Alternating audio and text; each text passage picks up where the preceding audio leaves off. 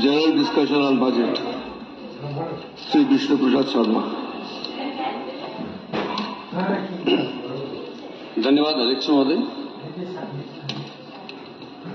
किसी घर के लोगों का सामाजिक बर्ताव अगर जानना जरूरी है तो उस घर के छोटे छोटे बच्चों से बातें करना चाहिए। इसी तरह किसी राज्य का पॉलिसी का अगर हम उसकी संभावना पर अध्ययन करना चाहेंगे तो उस राज्य का बजट भाषण पढ़ना जरूरी होता है। अभी मेरे हाथ में इस वर्ष का जो बजट संभाषण सदन में रखा गया वो है, तो इसमें मैं है तो बहुत सारे सब्जेक्ट बोलने के लिए, लेकिन कुछ एक विशेष सब्जेक्ट पर मैं सदन का ध्यान आकर्षित करना चाहूंगा। यहाँ 3.4 में food processing industries and horticulture है। विश्व बाजार में महंगी बिकने वाली सिंकोना, एपिकाक, डायस्कोरिया जैसे महत्वपूर्ण दवाओं को सिंकोना निर्देशालय प्राथमिकता क्यों नहीं देना चाहती है, ये मैं सदन में प्रश्न के रूप में अपनी बात रखना चाहूंगा। सिंकोना बागान को सुचारू रूप से चलाने के लिए आवश्यक विभिन्न रिक्त पदों पर नियुक्तियां लंबे समय से क्यों रुकी हुई है, ये भी मैं सदन में अपना प्रश्न रखना चाहूंगा। सिंकोना बागानों से उत्पादित उत्पादों को बेचने और वितरित करने का पूरा अधिकार सिंकोना निर्देशालय को क्यों नहीं दिया गया है? अगर दिया गया है तो निर्देशालय अपने मूल्यवान उत्पाद को विश्व बाजार में ओपन ऑक्शन क्यों नहीं कर रहा है, ये भी मैं जानना चाहूंगा। कुछ दिन पहले ऐसा भी हुआ अध्यक्ष महोदय कि मैं सिंकोना बागान के निर्देशक से मिलना चाहा, वहां के समस्याओं पर बात करना चाहा, तो उन्होंने मुझे एक चिट्ठी भेजा। जब मैंने उनको समय मांगकर लेटर लिखा तो उन्होंने मुझे चिट्ठी भेजा। चिट्ठी मैं आपको दिखा दूं, ये सिंकोना का डायरेक्टर द्वारा भेजा गया चिट्ठी है।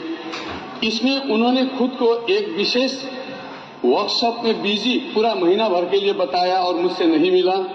वो वर्कशॉप था resurgence of orange production by management of citrus decline in eastern Himalaya. बागान सिंकोना का है और उसमें आप संतरे के ऊपर चिंता कर रहे हो, सिंकोना की कोई चिंता ही नहीं। सिंकोना जो इस राज्य को अधिक से अधिक राजस्व दे सकता है, और इस तरह का बर्ताव एक जनप्रतिनिधि के साथ एक निर्देशक कर रहा है, तो इससे पता चलता है कि ये राज्य किस दिशा में जा रहा है। मिक्सअप हो रहा है, कई चीजों को मिक्सअप किया जा रहा है, कई डिपार्टमेंट को मिक्सअप किया जा रहा है। तो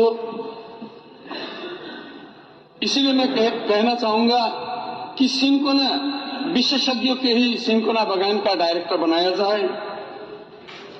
मैं अपना आज का दूसरा सब्जेक्ट ये हेल्थ एंड फैमिली वेलफेयर, इसमें आता हूं। कुछ दिन पहले, ये शायद 30 जनवरी 2024 का एक ऑर्डर मेरे पास है।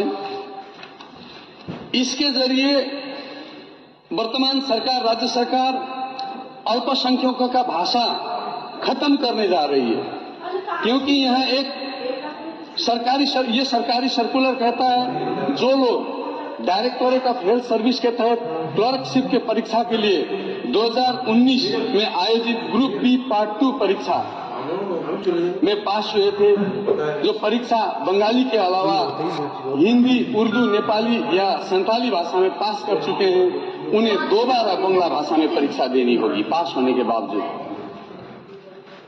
ये ऑर्डर निकला है। भाषा अप्रत्यक्ष रूप से थोपा जा रहा है।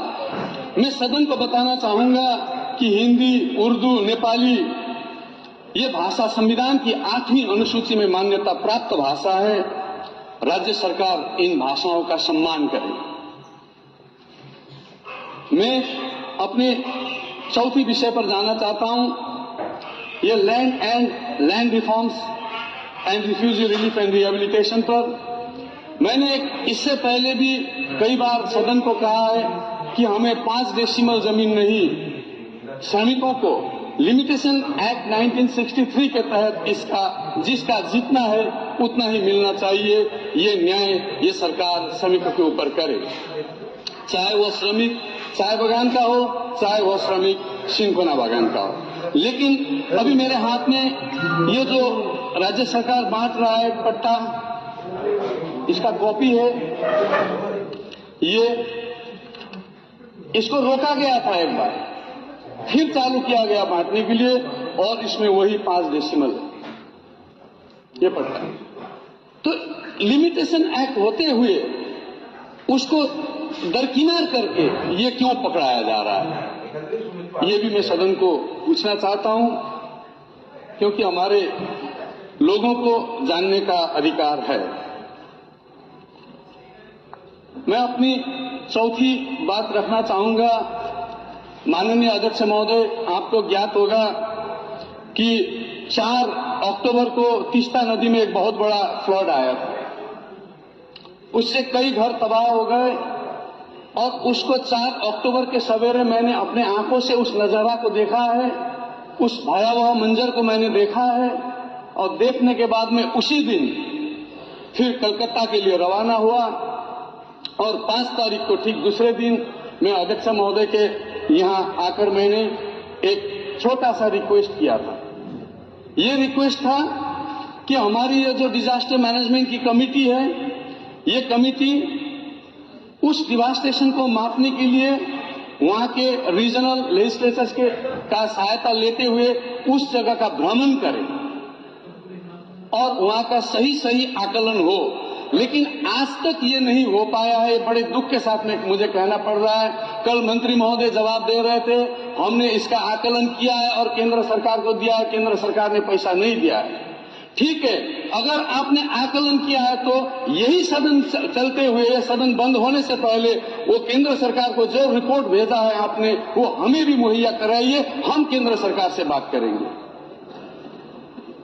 लेकिन मुझे जहां तक ज्ञात है इसका आकलन नहीं हुआ है। इस तरह का कई चीजें कहने के लिए है, लेकिन लाल बत्ती जल चुकी है। मेरे लिए सिर्फ 8 मिनट का वक्त था, बहुत सारा मैं वो करके आया था, कोई बात नहीं। ये जिन मुद्दों को मैंने यहाँ उठाया है, मैंने सीरियसली पब्लिक के फेवर में उठाया है। मैं किसी के भला बुरा कहने के लिए नहीं कह रहा हूं। इन मुद्दों पर मैं समझता हूं सदन जवाब भी देगी और इस पर संज्ञान भी लेगी। धन्यवाद।